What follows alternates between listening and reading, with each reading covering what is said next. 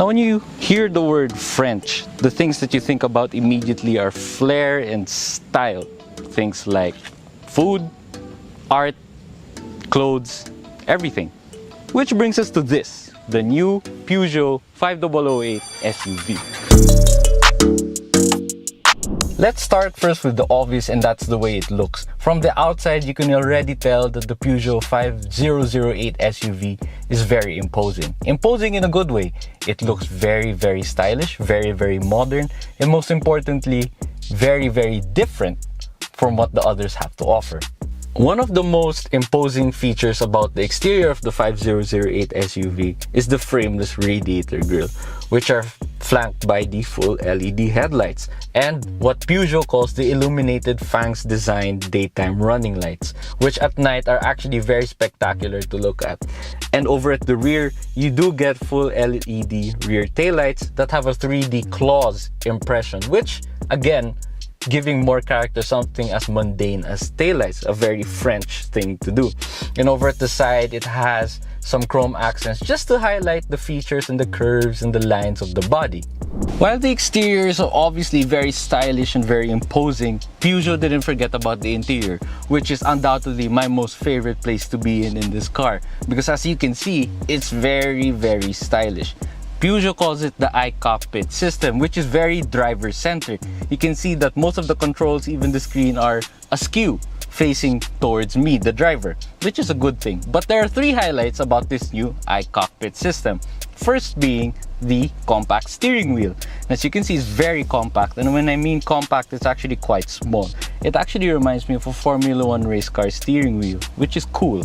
Behind that, you get these paddle shifters, but the whole thing doesn't move. There are these nice strips of steel or chrome that once you click, that's how you shift your gear. Cool, right? But in front of me, you get the heads-up instrument cluster, which I found to be very, very good because of its line of sight. While I was driving a while ago, I noticed that I didn't have to move my head up or down or really take my eyes off the road to be able to see all the information displayed right in front of me. It's also customizable. There are different styles and displays for you to play with. Very, very cool. To the right, you see the big infotainment screen, which has Apple CarPlay and Android Auto. Not to mention, you can configure other settings of the car from here.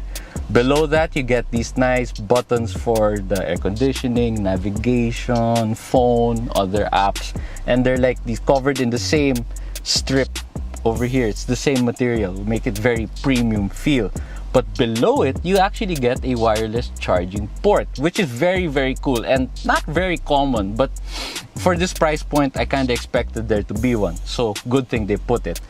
Over here on the side, you actually have different drive modes for snow, mud crawling. And I had to research, is it all-wheel drive? And I found out that it wasn't. So interesting that Peugeot put a different driving modes for a car that's just two-wheel drive. You have the gear shift over here. It's kind of confusing to use at first, but I'll explain that later. And over here, you have the start-stop button.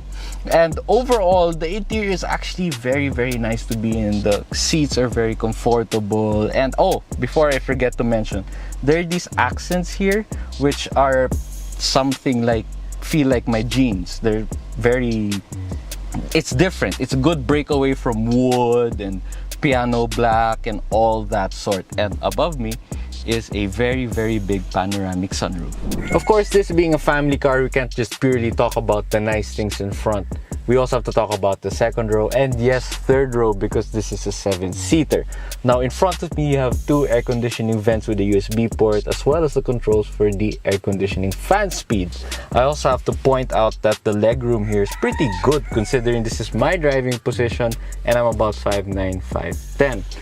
Here in the center, you get a center armrest with two cup holders. Above me, you can better appreciate the big panoramic sunroof that I mentioned earlier.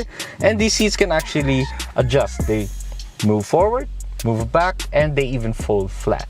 Speaking of fold flat, let's talk about the third row, which I think has its own challenges.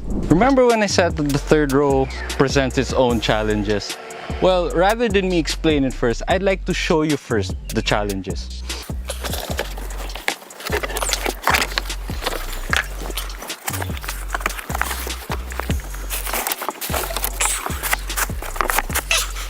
Okay, so let me explain the process to you.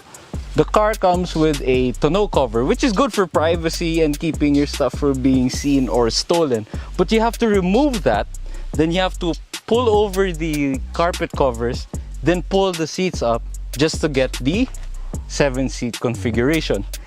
Yeah, it's good that it's 7 seats, but it's quite complicated. And well, the seating arrangement is not bad, but I can already tell that you might have to be quite a small person to fit in the third row.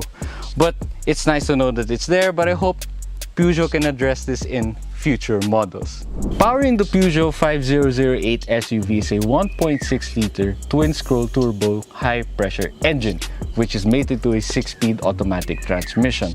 Power output is 165 PS and 240 Newton meters of torque, which is respectable.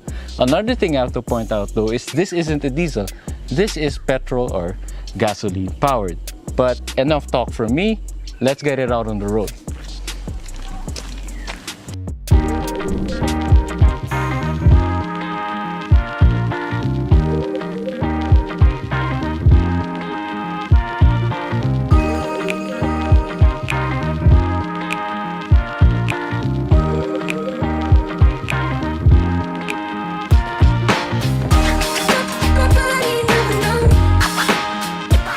So now that I'm driving the 5008 SUV, and I'll try to relate to you as much as possible what it feels like to drive. The good things and the bad things. There are really not much bad things, but I'll start with the bad news first. The gear lever is kind of confusing to use in the beginning because you have to press a button to unlock it to be able to shift it into reverse, neutral, or drive from park. I will admit there were a couple of times where I thought I was in reverse or drive, but I was actually in neutral. That is obviously unsafe, but maybe I'm just stupid and not paying attention. But after a while, I got used to it and it became second nature. Another sort of negative is I would say that the ride in the back, I can feel, even though I'm driving, I can kind of feel that it's stiff because going over some humps that I was going through and some of the rougher portions here in Tanay, I noticed that it's a little bouncy and a little rough. Maybe, of course, this being a 7-seater, the more you load it with passengers and cargo, it should get better. But the good things I will say is the engine response is fine. It's actually very quiet also.